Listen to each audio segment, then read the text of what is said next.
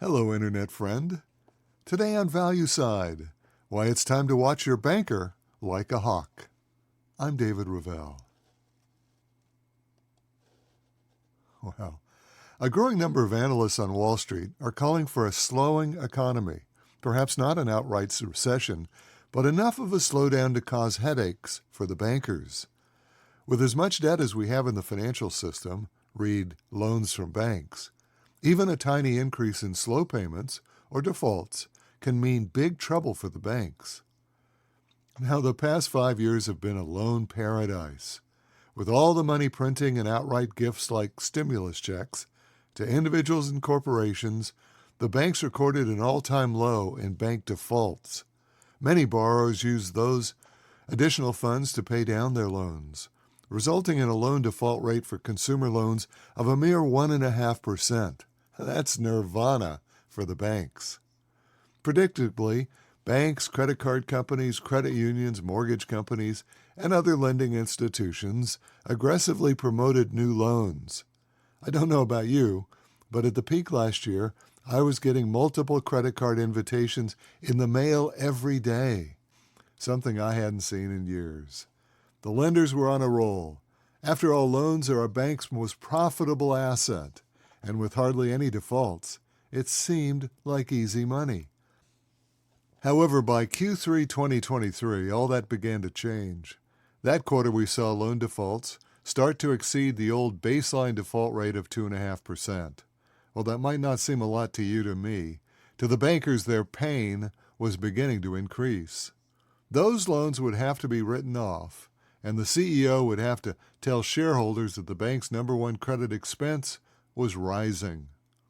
A good proxy for how banks are doing across the country is seen in the country's largest bank, JP Chase. In Chase's latest earnings report, Q3 of 2024, the bank just set aside $3.1 billion in loan loss reserves, nearly double the $1.8 billion in reserves set aside in Q3 of 2023, the year before.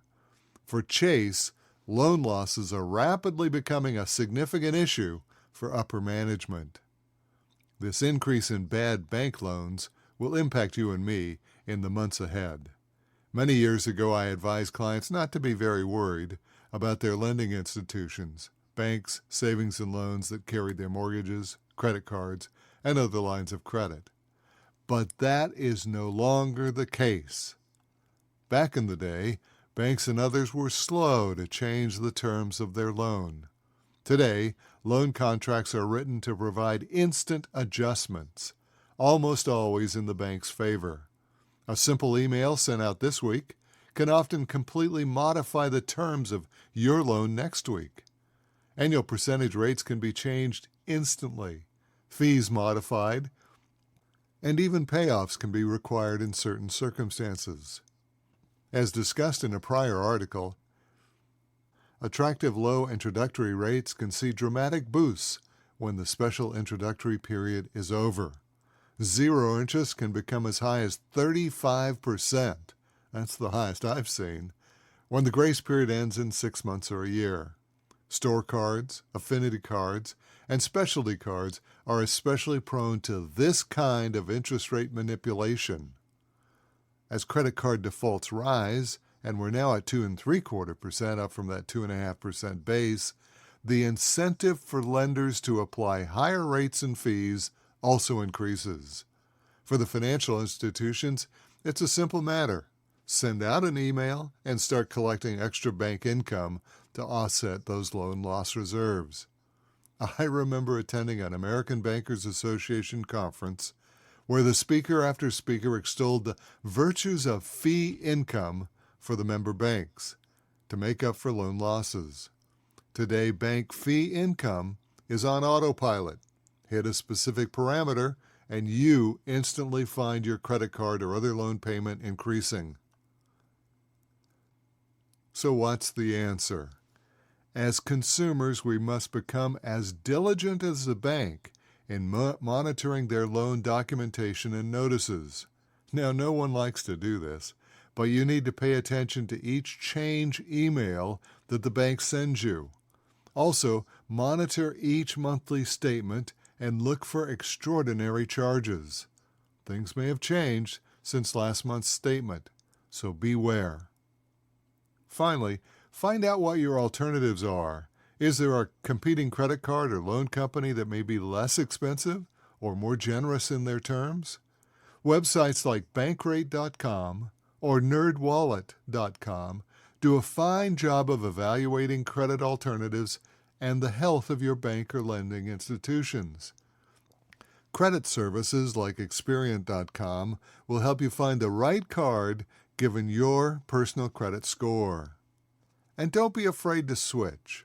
If your lender is not meeting your expectations or its charges are out of line, make the change. But do some legwork first. First, survey the alternatives. Go to their websites, find out what meets your requirements, then pre-qualify and find out if the new lender accepts balance transfers. If they do, consider moving. Although it's a pain, all your recurring monthly payments will have to reflect a new card, but it's worth it if you can save a substantial amount. If you do make that move, know that you won't be alone. The banks and lenders are already preparing for a more difficult economy. Remember that nearly doubling in J.P. Morgan's loan loss reserves? It will result in higher fees from that bank and most other banks, fees that will be passed directly on to you. By managing your loans now, while alternatives and more attractive lenders are still available, you may save a lot of money in the future.